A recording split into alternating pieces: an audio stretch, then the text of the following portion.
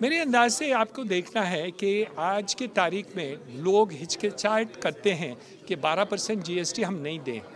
लेकिन प्रॉब्लम क्या रहा है कि कंज्यूमर बॉडी को बहुत ही चैलेंज हो रहा है, क्योंकि वो ऑक्यूपेशन सर्टिफिकेट मिल जाए तो ज़ीरो जीएसटी लगता है।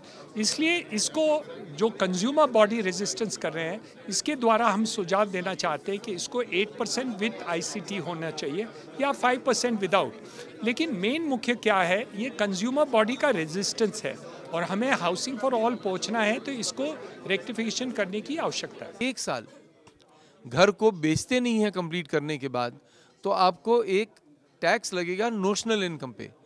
बेशक वो घर किराए पे लगे ना लगे, उस पे आपको टैक्स पे करना पड़ेगा। तो मेरे विचार में वो भी गलत है, क्योंकि एक तरफ तो अगर आपका घर ना बिके तो उस पे आपको इंटरेस्ट पे करना पड़ता है, जो लागत उस पे हुई है, पैसा लगा है, और दूसरी तरफ आप टैक्स भी ले लें, तो दो तरफ से मार क्यों पड़े। रियल एस्टेट का जो इकोसिस्टम है वो मार्केट के चक्कर में काफ़ी धीमा हो गया है। हमारी ये निवेदन है हमारा वित्त मंत्री से, माननीय वित्त मंत्री से, कि भाई आगे जाके धीरे धीरे इसके अंदर सिंगल विंडो क्लियरेंस सिस्टम चालू करें, जिससे रियल एस्टेट डेवलपर्स को आसानी हो काम करने में।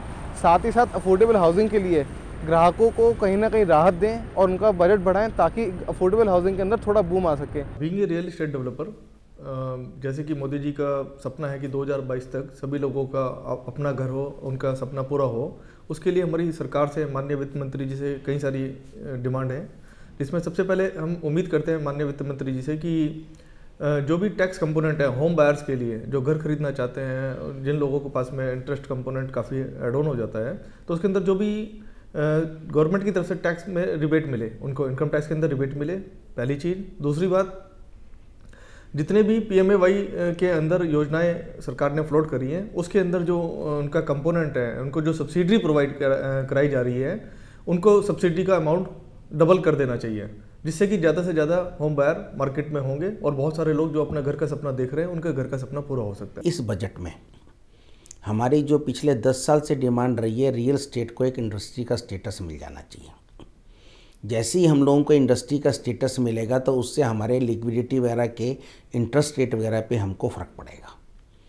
उसके अलावा इस बार के बजट में मुझे ऐसा लगता है कि पर्सनल इनकम टैक्स फ्रंट पे सरकार को काफ़ी राहत देनी चाहिए। अभी 2.5 से 5 लाख रुपए तक 5% है और 5 से 10 लाख तक 10% है।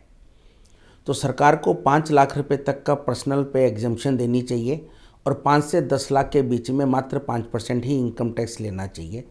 इससे जनरल पब्लिक के पास पैसा खर्चने की पावर बढ़ेगी और उससे इकोनॉमी को फ़ायदा मिलेगा।